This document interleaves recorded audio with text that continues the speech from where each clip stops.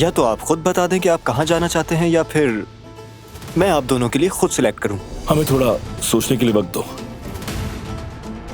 खैरियत तो है बेटा? दिलान की तरफ ही ध्यान है मेरा। उसके कुछ अहम टेस्ट करवाने अस्पताल लेकर गया है। डॉक्टर और अस्पताल की जरूरत नहीं, मैं उसका मसला जानती हूँ। कब बताओगे मुझे उसका नाम? तुम तो कहते थे कि अगर इश्क हुआ तो चीख चीख कर बताऊंगा। तो अब तुम अपनी बात से क्यों मुकर रहे हो? हाँ, कैसे मैं ये सब बता दूं इसे? दिलान को कोई वही बीमारी तो नहीं जो मेरी बहन को थी।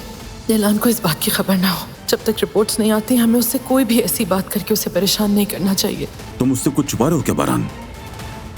दिलान को कुछ हो गया तो मर जाऊंगा। अब यहाँ खड़े खड़े निवाले भी गिनोगे? ये दो इधर।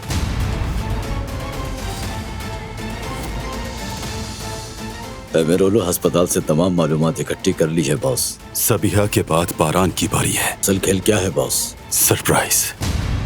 हम सबको धोखा दे रहे हैं। खास तौर पर जब मैं अपनी माँ की आंखों में आंखें डालकर झूठ बोलती हूँ तो और दुख होता है। ये सब दिखावा मियाँ बीवी का ड्रामा, और कब तक चलेगा ऐसे ये सब? Are you sure?